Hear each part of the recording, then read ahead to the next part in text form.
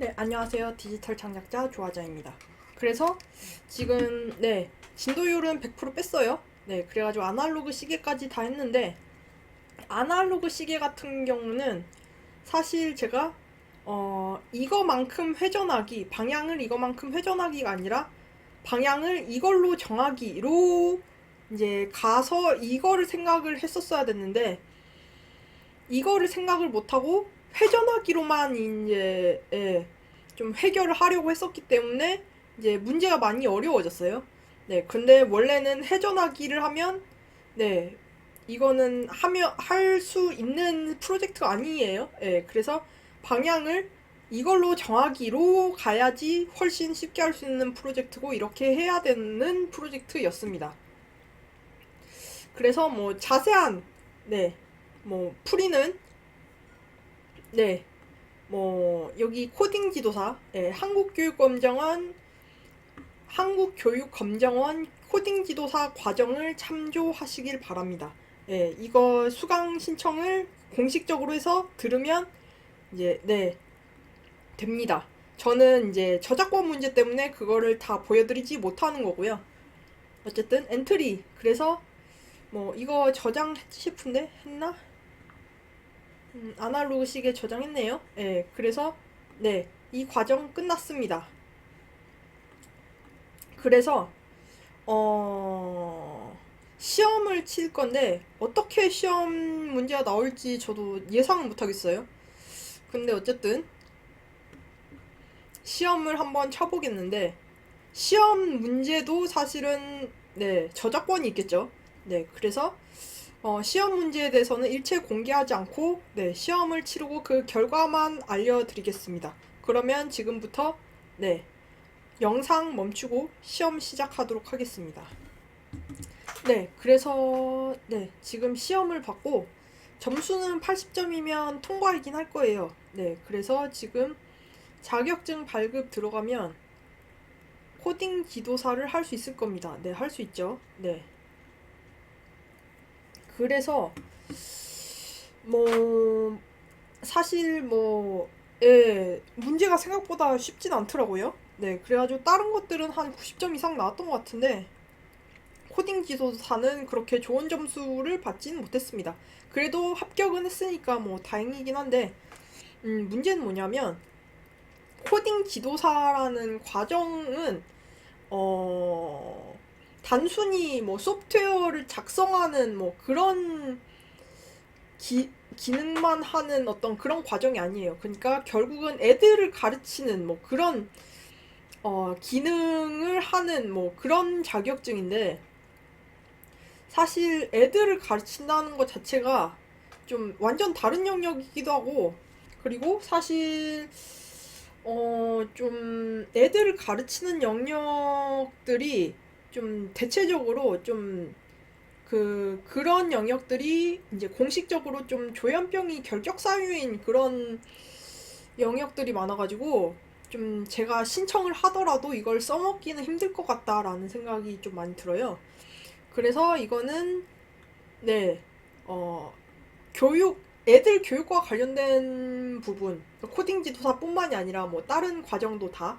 그래서 애들 교육과 관련된 부분은 자격증을 발급받지 않으려고 합니다.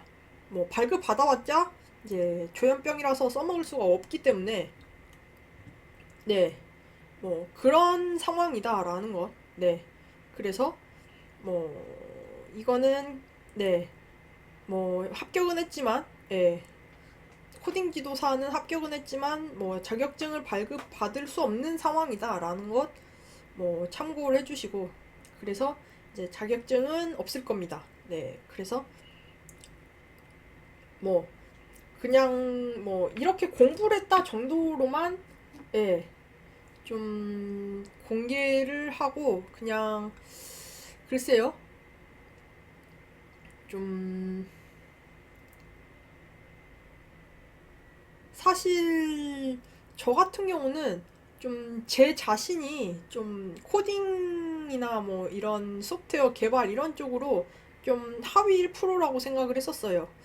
그렇지 않았더라면 진짜 개발자로서 이렇게 완전 망하진 않았을 것이다 라고 생각을 하고, 진짜 뭐 4대 보험도 안 되는 회사에서 주 7일 12시간 이상 일하면서 월급 135만 원을 받다가 뭐 어쩔 수 없이 퇴사하는 상황이 되진 않았을 거란 말이에요.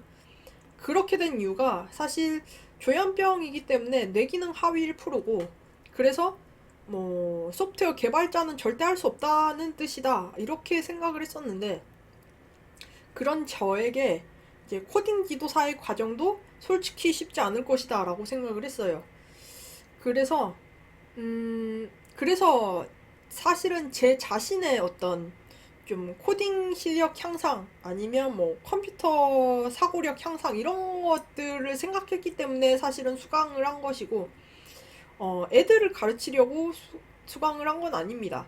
네, 그래서 사실은 뭐 시험을 쳤긴 했지만 시험에 큰 의의를 두지는 않으려고 해요. 네, 그래서 그냥 이 과정을 들었다 정도로만 만족을 하려고 합니다. 네, 그래서 뭐 그런 상황이다 라는 것 알려드리겠습니다. 네, 그래서 좀 지금까지 코딩 지도사 과정을 수료를 했는데, 이게 사실 좀 네, 저작권이 있는 과정이다 보니까 좀 저작권에 걸리는 부분들은 웬만하면 다 편집을 해야 될 거예요. 그래서 조금 고민이 됩니다. 어떤 부분들을 편집을 잘 해야 저작권에 위배되지 않을 것인가, 이게 사실 좀 크죠. 네, 잘못하면 법적으로 문제될 수도 있는 부분이니까.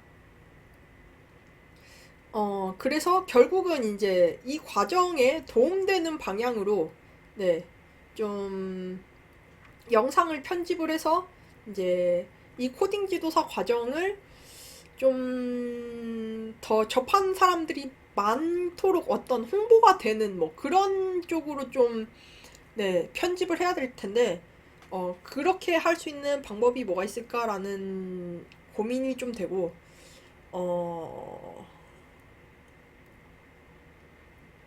어쨌든 이게, 네, 다른 과정에 비해서 쉽지 않기 때문에, 이게 인기 과정이긴 해요. 코딩 지도사 같은 경우는. 그래서 인기 과정이 된 이유가 있다라는 생각이 듭니다.